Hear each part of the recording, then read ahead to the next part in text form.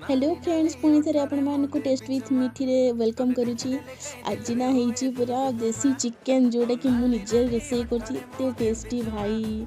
आगुरी मुझे थर रोसे कर माने देसी चिकेन मुझे प्राय भल कि करें। आज बहुत देखते लुक रू ही देखी दिंतु केते सुंदर देखा जाउची।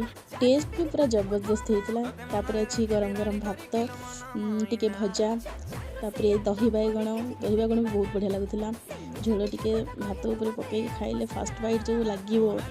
तापरे देखते साइड रे अच्छी आमर चिकेन दही बैगण ये आज आइटम माने नॉनभेज हेल्ले गोटे आइटम रे भी मोर पड़े।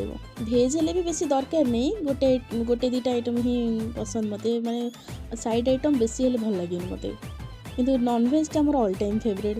देखो भात को गोले कि टिके चिकेन पकई देकी भाई चिकेन पूरा सिझी भी जाइथिला माने हाड़ पूरा अलग हो जाउथिला।